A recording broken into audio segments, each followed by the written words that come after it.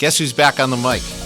It's me, Chief Rex Troche, and you're tuned into Chat with the Chief. We've shaken off the cobwebs, we've refilled the coffee, and we're hitting our stride again. Thanks for being with us. We don't take it for granted, and let's keep it rolling. Welcome back to Chat with the Chief. On this episode, we are joined by our special guest, Sarasota County Schools Superintendent Terry Connor. I want to say thanks for being here, Terry. I've seen you, we've run into each other, we've done some things together, and I know we've talked about having you on here, and we're super excited to have you. As I said earlier, you are doing such an amazing job in our schools. I love the way that you carry yourself. I love the objectives that you have for our schools. So again, thank you for being here, brother. Chief, thank you so much for having me here. It's been an honor to be asked to come on to your Chat with the Chief podcast. Thank you. I know it's been a while. I apologize about that. So a little background on you. You're from Jacksonville, right? That's correct. You've been in the Florida public school system for a very long time. You've been through kindergarten all the way through high school, and you've worked pretty much every gig job within that, right? Which I appreciate. Yeah. So for me, it's been my whole life has pretty much been in school. You know, as a student, K-12, Duval County, graduated from Forest High School, ended up going into college, obviously, right after that, and then right into teaching. So from there, from administrator at the school-based level, middle school, high school, and then at the district level. So really, at my age, I feel like I've been in school for at least 40 years. Well, here it says you're a hair model in between those years. Is that not true? Not quite. Right. I haven't got any sponsorships from L'Oreal or anybody yet. Vidal Sassoon, nothing? No. All right. So when you're in schools and you're a teacher, how do you decide, hey, I want to be an administrator. I want to kind of go this different route? That's a great question. The journey has been very unique and really, when I reflect on it, just really inspiring because it was nothing that I ever had set out to do. You know, I had a passion that I really learned in 10th grade. I had a great chemistry teacher, and I became her student aide in 11th grade, and I helped her prepare lessons and labs and kind of saw behind the scene, behind the curtain of what it was to be a teacher. And it was funny, one day I said, you know, I really think I might want to be a teacher. And she kind of was like, don't do it, you know, go make a bunch of money, go do something great, right? And it was kind of tongue in cheek, but I really kept that passion for what that experience was about going into college. And I did set out to be a computer science major, and I changed that major in my freshman year because I just kept getting called back to that. And so I started teaching 7th grade science. And from the beginning, my administrator saw something in me that I didn't see, my principal. He was the one that was encouraging me. He says, go back to school, get your master's degree. You have what it takes to be a leader. You really should consider it. And so he's put me in roles like department chair on the leadership team, putting me in these leadership capacities that I didn't ask for. And it really just gave me the experience to like say, oh, I can do this. I started seeing changes within the department, seeing changes across the school. And it really kind of built that fire in me to pursue more education, become an administrator, and I actually got to serve as his vice principal at that school. So I kind of went up the ranks in that school where I started teaching. And when he retired, I became the principal of the school. All right. And so it was a really full circle moment. And it was, you know, people investing in me and seeing things in me that I didn't see in myself that really got that journey started. How did that feel? So I can relate to a lot of that because we move up the ranks here, and I started as a patrol officer and worked my way up through the ranks. And then one day you're the chief of police. I mean, how does that feel? Is there any question in your confidence because now you're running the show, you're overseeing everything, you're the principal? How does that feel? It's surreal. Yeah. It's surreal. My journey has been, I would say, pretty expedited. You know, most people who serve as superintendents may have been in the career for 25 plus years. You know, I'm in year 22 of my educational career. I've been serving as a superintendent for the last 2 years. So somewhat early, right? I'm probably at one point, I think I was the youngest superintendent in the state. Not anymore, but it was a fast movement. But I can tell you where the confidence came was I was put in a lot of experiences where there was very major significant challenges, whether they be just academic challenges. When I was in Hillsborough, we were facing state takeover for several of our schools that we were able to turn around in the midst of very challenging times like COVID, experiencing financial challenges in the school district and overcoming that. So sometimes we joke and we say we got dog years experience. So, those 3 years that we faced in the COVID times is like 20 years of experience, because you were facing things so rapidly and having to problem solve and having to strategize and bring people together in a very unique experience. And that gave me confidence to see the wins that came along the way as we encountered one challenge, faced it, problem solved it, had successes, and then the next, and then the next. That's what builds your confidence. And for me, I wasn't looking to be a superintendent. But when I saw in 2023, 13 openings of superintendents in the state of Florida, just in this state, 13 openings, I told my superintendent who I worked for, I said, I think it's time. I think there's definitely a vacuum right now that needs to be filled. Now, the reason, and it could have been just coincidence and retirements, the way it worked out, but do you think the reason for that is just volatility in this field? Well, it is a high turnover field. Right. The average superintendent nationally is less than 3 years. Oh. Yeah, it's scary a little bit. And I'm like, I'm already getting close to 3 years. But I feel like I've got really good support of our board, a really great support of the community. And we're working hard each and every day to do the right thing for students, and that really is investing in our staff, because it is the people who get it done. And so we're really hyper-focused on creating opportunities for teachers to grow, get professional learning. The expectations are high, and there's been a lot of, some angst around that. But I think if you raise the expectation and you provide the support for that, then we can always come to meet that challenge. Do you feel you have an advantage only because of, not as much time in seat? So there's a saying in our business, time in seat, you get that position. But I've always argued time in seat because I'm more willing to choose someone that has a vision, that is forward thinking, but also is going to be in the game a lot longer. And I feel you coming to the table at a quicker rate of speed, really you have a lot of gas in the tank. You probably have a lot of vision as you move forward and where you see our schools in the next 5, 10, 15 years, because I think in your head, you're still going to be here. Mm-hmm. Yeah. So when we developed our strategic plan, typically strategic plan is going to be 3 to 5 years. We went out to 2030, so a little longer, because first off, it takes time to move an organization. We have over 5,000 employees. We service this entire community, 50,000 plus students, including our charter schools. So when you talk about the size of the district, you got to move slowly. And I have a hard time with that. I do move fast, but I think that vision for where you want to go is short-term and long-term. And so we've got a lot of short-term milestones that we've been able to accomplish very, very quickly. But the overarching goal is to be the premier educational provider, because education is facing a lot of change right now. The landscape is just rapidly changing through the state legislature. Just in general in Florida, school choice expansion is just rampant. It's just there's so many options.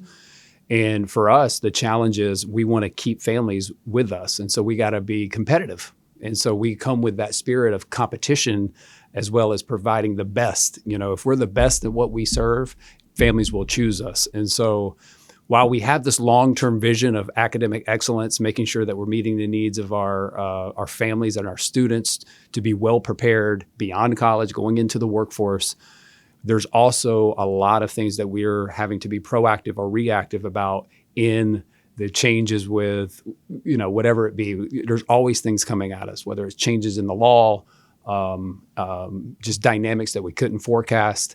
So we're always working there to do that as well. Who's your inspiration? As you're looking at your picture again, 5 years, 10 years down the road, who or what is your inspiration as you move forward? Is there a model somewhere in the country that you're like, oh, they have a great model, or is it a person in your life or a mentor? That's a great question. I don't know that I've thought a whole lot about that. I think for me, I always want to make sure I'm reflective of how I lead. And one thing that you'll know about me is it's kind of like, regardless of the dynamic, it's a pretty even tempo for me. It can be really hairy, scary, and my reaction is pretty much stable at all times. Things could be going great, and I'm stable at all times. And I think what inspires me is making sure that, I've got 2 kids in the school district. I've got a senior, I've got a freshman. They're in our public schools, and I want to make sure that their experience is quality. And if it's quality for my kids, it should be quality for every single kid who joins Sarasota County Public Schools. And that's what kind of inspires me. But I say all that about just the dynamic change of everything because it is so volatile, and education's got a real big spotlight on it, especially now. That you've got a lot of people, a lot of voices, a lot of opinions, a lot of you need to do that, you need to do that, and staying steady is really important to me. And I always look at that as my thermometer is, okay, how are we doing? But everything that inspires me really does go back to the students, making sure they're getting the best. Yeah, that's a great answer. I think it kind of goes back to the fact that you are one of the youngest superintendents because of that, you have kids in the school system. So you get to see all these policy changes that you're making, right? And then you get to see the trickle-down effect, and then you get to see how it impacts your kids in real time. So I think that's an advantage that you definitely have that probably a lot of other superintendents do not see. So that was a great answer. Thank you for that. Let's switch gears. 20, 30 years ago, when I was in school, I never thought that we would have to worry about active shooters, things of that nature. We just thought it was fire drills, right? A fire drill, okay, fire drill, everybody knows the deal now. But now with active shooter, we have our kids are on these things called cell phones, and there's all this social media and all these distractions. What are some of the top concerns that you look at now being a superintendent or even when you're a principal when it comes to your school? Because I feel like my principal, when I was in Briley Elementary going to Chicago, I don't feel like my principal worried about that. But now I feel like that dynamic has changed. What are your concerns related to schools when you wake up in the morning and when you talk to your people? Chief, you're absolutely right. I mean, I don't think safety has been more important than it is today. And what I've always said to our principals and to those around in the district is, before we can even focus on teaching and learning, we have to make sure kids are safe. So it becomes the top priority. And we're very dedicated. This board has been very dedicated to ensuring that whatever is needed, let's provide it. And there's never enough. That's always the scary thing is like, okay, you can continue to invest, and you can put all your dollars into safety and security measures, and it's never enough. And I know it's very hard. A lot of the times it's like, it only takes one bad decision to have a very traumatic event in our schools. But how we respond, how we mitigate that, we may not be able to prevent some of those bad decisions, but we do have a lot of measures in place to try to do that. But there's always that variable of the unknown. And so it becomes the priority of all of our leaders to ensure that there is safety and security measures that are in place. So that goes with like physical hardening, making sure the schools have, single points of entry, making sure there are drills. And it has gone beyond just the fire drill, the active shooter drills, all of the different types that we're required to do by law. And it's good practice for students to know. There are measures to report that we haven't had when we were in school, like Fortify Florida, which is a way to anonymously tip off, authorities about suspicious activity. But we do a lot of conversations around exercises, around what happens in the event, how do we prevent that, what measures, see something, say something, sharing that information, educating our kids, a lot of mental health. There's just so much that goes in the realm of safety and security. It can be overwhelming because you can spend all your day as a principal or a staff member on a school just focused on safety and security, and you still don't feel like you've done enough. But yes, it is more a priority than even teaching and learning sometimes. Right. Right. No, I can only imagine, because just like here in the city, at the end of the day, the economy, people are not going to feel safe if they don't see that law enforcement is around, that they're enforcing laws, that we're trying to mitigate issues, we're trying to identify issues before they even occur. But for your job, the sensitivity of it, because you have our babies, right? You have our kids. It really does hit home for us. So much so you have your own police department, right? So you have your own staff, the staffs of the various schools, and you have cameras. So the old days are where we would see maybe a side door open and we wouldn't think of anything. It's not latching. Well, that's important now, right? We would immediately jump on that today to make sure that nobody can make entry in there. What are some of the things that you would say to the parents as far as their concerns for the schools? Yeah, I would say that our schools are very safe, and we're continuing to look at multiple measures to increase safety each and every year. This year, we open at our high schools and our middle schools, we now have open gate. I think one of the major vulnerabilities of a school is what potentially can be brought into the building specifically by students, right? An undesired object gets into the school, and that typically is the vehicle that happens. We have a lot of protocols in place for visitors, right? When they come on campus, they go into the vestibule, we have check-in, we do ID checks, we do all of that. But our students sometimes are, more apt to have something undesired on their person. Mm-hmm. And so, implementing the open gate technology, which uses artificial intelligence to detect densities of metals and this, that, and the other, where it can be less intrusive. So you're not having to empty out all your pockets. But that being implemented too, I think it was a layer that we hadn't had in the past, that nothing's foolproof, right? Nothing's 100%. But it gives us a little bit more security, heightened security on that, because that has a potential to be a problem for us. And it's hard to check. And you got 3,000 kids in a school, you got to have a way to do that efficiently.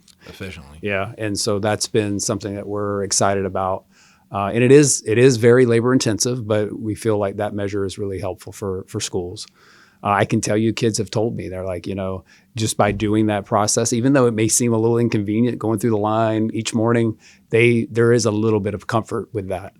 But I would tell our parents, like, listen,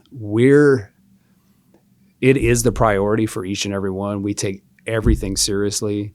When parents talk to their kids about what's going on at school, checking their social media accounts, staying and monitoring that, because a lot of this, the issues that end up transferring into the schools start on social media, being vigilant about what you're allowing them to do on social media, talking to them about issues that are occurring at school.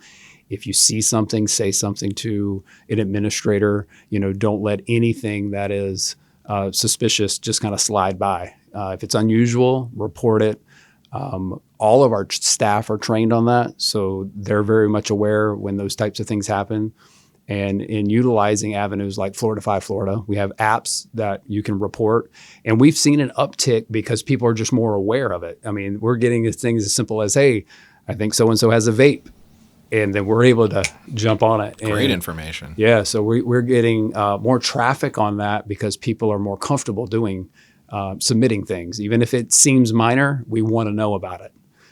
So to our parents, I think for Sarasota County, and I'm not just saying that because I'm superintendent, I think we have probably the safest school district with all of the measures that we have in place. We have a great director of safety and security. We have two of them, Mr. Overbay and Sean O'Keefe. We have chief of police is Mr. Tim Enos, who just recently was serving on our school board. He is the actual one who stood up the department back in 2018. Started it. And is now serving back. His passion is to serve in that role, and he had the opportunity to come back. And our officers are so dedicated to making sure that kids are safe. So you're very well protected, parents. Your child is a precious commodity, and we want to make sure that we protect them each and every day. Yeah, I have to agree with you 100%. But as you just stated and broke it down, there's a lot of moving parts to that, right? You have your directors, you have your chief of police, you have your principals, your vice principals, your administrators within there. And then for me, the biggest role in there is the parents. Because if the parents are checking the bags, if the parents are checking their social media, then a lot of this we can get ahead of, right? That's right. And I think what we find is that after an incident occurs and we start talking to people, and I'm sure you experience this too in your world, I know we do, is we talk to people and they will say, oh, I knew that was happening. Oh, I saw that. I suspected that. Well, why didn't you say anything, right? Because we could have gotten ahead of this. And maybe this never would have occurred. And we definitely see that. So I, too, encourage people, see something, say something, call 911. I mean, if you don't know the information with respect to the school or the website, or 911's easy. We'll take that call. We'll make sure that the appropriate people get notified immediately, because we do take it very seriously. We take a lot of honor in the safety in our schools in our city. And I can tell you that there's gray hairs here every day when school starts and throughout the school year, because that does worry me. And we really do have a great partnership with your police department as well. So is there anything that parents can do, kind of not from the security side, but more so modeling behavior for their own kids so that they can learn, maybe the younger ones, like crosswalks or seatbelts? Or Yeah, especially at the beginning of a school year, it is very important. Traffic starts to increase on the roads. You got buses back on the roads. You got school zones are active, where they may have not been during the summer. New drivers. You got student drivers. Right. And so I would highly encourage parents to continue to be, to model. When we're crossing the street, how do we do that appropriately? Right. When we're driving, we're not distracted, because that new driver may be modeling with the parent's behavior. So, staying off your phone when you're driving, modeling, talking through. I know with my daughter, she's 16, so she's driving on the road, and we spent a lot of time as I was driving and just verbalizing what I was thinking as I was making a turn or, putting on the signal, modeling good behavior, talking with students. I would say, again, see something, say something, teaching your child to do that, because there are so many things that I think we have prevented in our school district just because someone spoke up, and who knows what that would have been had they not. And so that's something to reiterate with your child. But again, I always go back to stay vigilant. The social media, the technology is just changing rapidly, and it's getting more, I would say, kind of like very hard to detect. There's a lot of apps that are just, you wouldn't even know existed. There's a ton of apps that kids are using these days that I'm not even familiar with. I mean, it took me forever to understand what TikTok was, right. But it's ever changing. Yeah. Phones. Are we doing anything with cell phones in schools, the state of Florida? Yeah. So we do have some changes, just of this year. So in Sarasota, not much has had to change as a result of the new law, because we already had some pretty strict restrictions at the elementary level. The biggest change this year is now K-8. So all the way through middle school, no phones allowed, not in the classroom, not even at the teacher's discretion, because now we have laptops, we have other ways to engage with technology. There's really no need to use the phone. I will say at the high school level, and I'm okay with this because there is some more independence. You're getting older, you need responsibility. We allow the phones like in the cafeteria, before and after school, maybe during class change. But when you're in the class and you're learning, phones away, unless the teacher says it for whatever purpose to pull it out. A little more flexibility, though, in high school. Yeah, and that's okay. I think that's appropriate. But again, a lot of what's happening in social media and the issues that are occurring are not happening during school hours. It's what's happening at home. And so that's where parents really have to get engaged there, because something happens between a couple of students. Maybe there's some words exchanged at night, the night before, and then it carries over into the school, and then there may be an issue at school that occurs. And so it just doesn't happen between school hours. It's 24/7. Right. So, I feel like your job's 24/7. It is. I mean, with all the things that we're talking about here that you have to have on your plate, that's a lot to take, Terry. So let's talk speed cameras in the school zones. Have you seen an improvement in that area? Yeah, I was really shocked, honestly, to see how many people, like it's always been, I don't know, just innately as like always very cognizant of that. And I don't know if that's just because I've never left school, always Right, been in right, school my right. entire life, but to see the number of people who just fly through school zones, I've seen the data, Yeah. and it is astounding.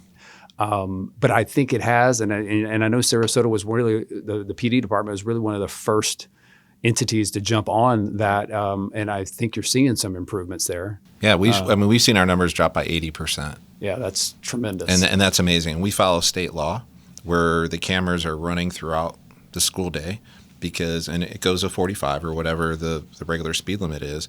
But we understand that kids are coming and going. They arrive late, maybe they have to leave for something, and they're coming back to the school.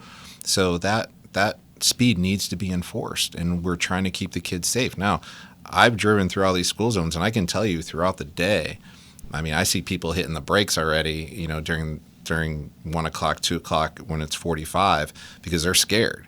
But that's what we want. We want them to be alert that there's kids in the area. So we've seen a huge improvement in that, and I'm glad you have. Yeah, it's great. And I do know some other agencies are exploring that, and county commissions or city commissions are looking at that right now. So I think we're going to see an expansion of that throughout the Sarasota County, which is a great thing in my opinion. I hope so. And at the end of the day, you don't have to worry about paying a fine if you're not speeding. That's right. I mean, just don't speed. So what would you say, in your opinion, is the biggest challenge to Sarasota County schools right now? Is it growth, staffing, budget? What keeps you up at night? Yeah, so it's all interconnected. When you talk about how the revenue that comes into a school district is based on students. So you get the students, you get the funding. You don't get the students, you don't get the funding. And like I was explaining earlier, there has been a rapid expansion of school choice options, which is great. I think parents should have the right to put their children where they best fit for their educational experience. I do question some quality of some of the providers. Are they getting the best? And that's what competition is about. Competitive. Right. So we've got to, not to say that we don't have work to do in Sarasota County, but we do a great job. And that's what I get up every day to do, is to continue to make our district the best.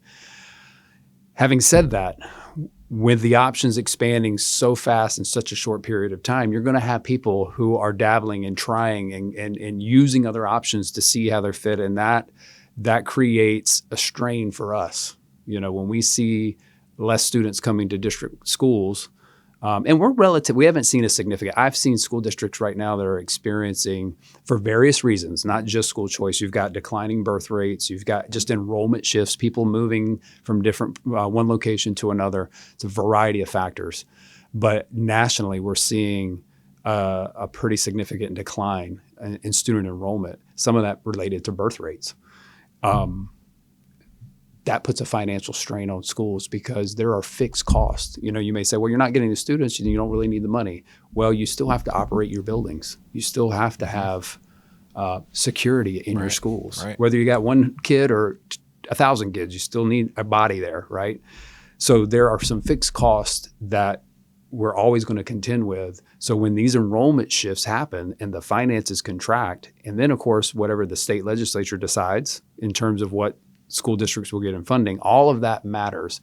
And I think that for us right now has been the biggest challenge is we've got a really supportive community who have supported the referendum, the millage referendum for school district, which is one additional mill on the property tax. And that has supported the educational process here for 22 years, 24 now.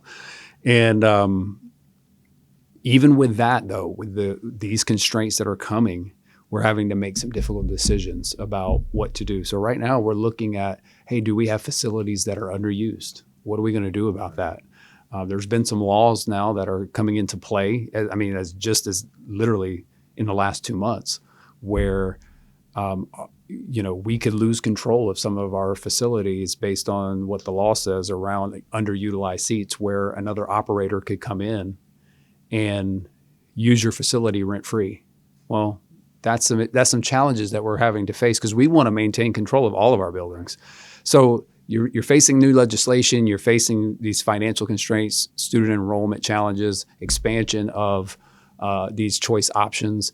And so It's an ever moving target around what supports do we need? What are we going to prioritize for our teachers to do the best job that they can do to support student learning?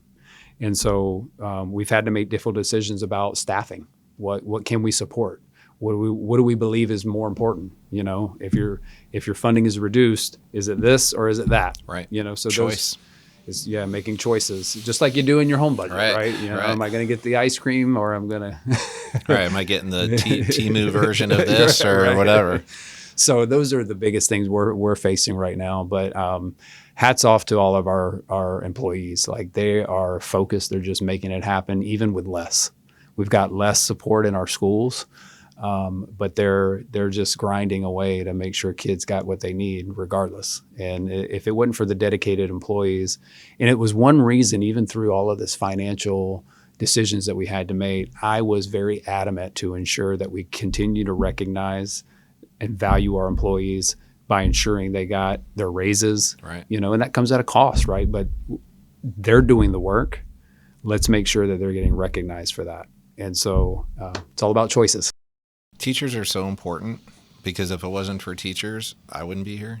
You wouldn't be here. Genevieve over here wouldn't be here. It's behind the camera. I mean, they're our coaches, our teachers, our mentors, our role models. They play such a large role, and they see things in us that we don't see. To your point earlier, right? The principal saw something in you that you didn't even see, right? Your teacher, when you're in high school, saw something in you and brought it out of you. So there's just not enough money to give to teachers for all that they do, right? And they're so unselfish and giving and caring, and I know they put their own money into their classrooms to make sure that the school supplies in there are able to get to the kids when they need it and how they need it. So what's the one thing that you're just so proud of when it comes to Sarasota County schools? Oh man, there's a lot to be proud of. I'll just say one thing. Maybe two, maybe three.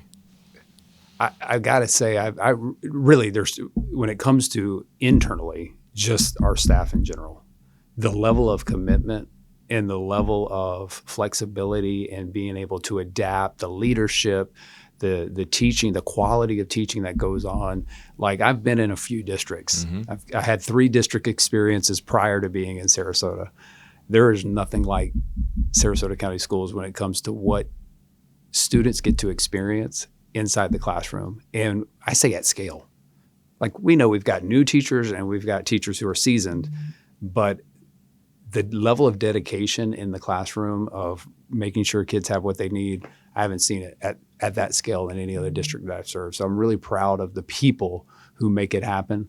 But I will tell you, it's really this community. I haven't seen the level of educational support in a community like I've seen here, whether it be through philanthropic partners, just community members, we have a lot of retirees who have, they're living their dream in retirement, but they are still dedicated to being volunteers in the school system, being vocal and advocating for our schools. There's so much support outside just the school system and in the community. It's almost overwhelming. It's humbling, the amount of support that you get, and I know the amount of support that we get as well from this community. So much so that we have a brand new learning center. It's a 30-foot trailer. It has all touch screens in it. It has iPads in it, and it's part of our community relations unit. And it was gifted to us by a philanthropist, brand new, and it'll be coming to a school near you. I mean, we're going to be partnering with you. It was specifically designed to come to the schools, kind of give the kids a break to come out into our trailer. They'll learn while they're in there and interact with the police. And we also use it for tutoring kids that have some challenges. And we get it out there and they get on their computer programs, and then wherever they've finished off, they pick up the next time through the program. We're very big on education. We're big on the kids. We know the kids are the future. So a lot of your passion, I share your passion because I understand the importance of that and being a good role model. So, well, I'm very excited. This is the first I'm hearing of it. I'll show it to you when we leave here. All right. It's outside. So we're really excited. Speed round. Uh-oh. forgot about Let's do it. that. Okay. I should have watched like some old episodes or something. Maybe. Yeah. All right. All right. Terry, for our listeners, to get to know you a little bit better, we prepared some speed round questions. This is just like, I'm not saying, like first thing that comes in your head, like you're sitting on my couch or laying on my couch, psychological session. Here we go. All righty. What was your go-to school lunch as a kid? Square pizza. All right.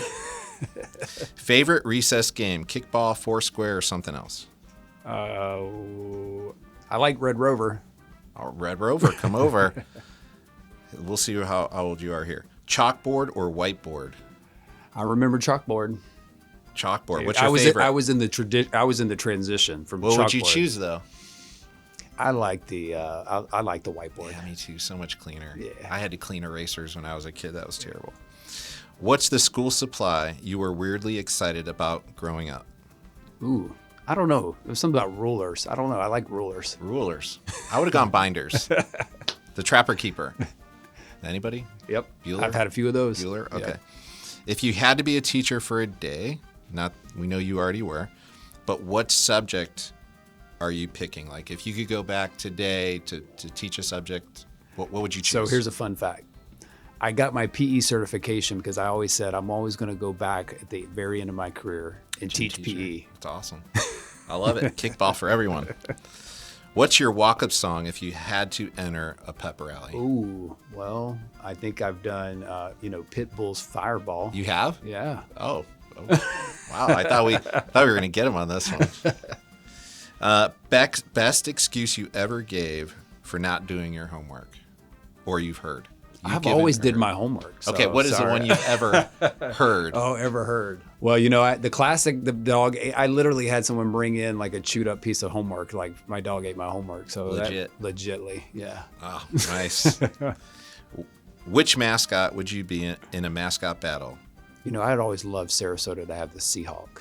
Ooh, Sarasota Seahawks. Okay, so Wouldn't we that just be made good? one up. That's I right. like that. I think we need a district mascot. Yeah. Sarasota yeah. Seahawks. Seahawks. Yeah, we're going to make a new one. And then pizza day or taco day in the cafeteria? Oh, that's a hard one. I do like tacos, but, I always went for the pizza. Pizza all day long. Yeah. Get a little salad on the side. You're good. All right, that's our speed round. We're in an exciting time. You're cutting edge, Superintendent. I see it. You're a shaker, a mover. I love your forward thinking. I love your energy and what you bring to the table. And I love you say what you mean and you mean what you say. And you don't talk in like riddles. And it's refreshing. It really is refreshing. And it's inspiring. So I want to say thank you for our partnership. We look forward to continue creating a great environment for the kids to be safe. And we have a great partnership with Chief Enos. And I know his passion for policing, for keeping the kids safe. You have the perfect chief, 100% in your schools. So we look forward to continue that relationship. And I want to thank you most of all for being here today, sir. I know you have a busy day, as do I, but we both understand the importance of getting these messages out. So thanks for being Chief, here. It's been a pleasure. Appreciate Thank you for brother. having me here. Thank you so much. All right, as always, live, love, work, and play in our city because we love it just as much as you do. Have a great day.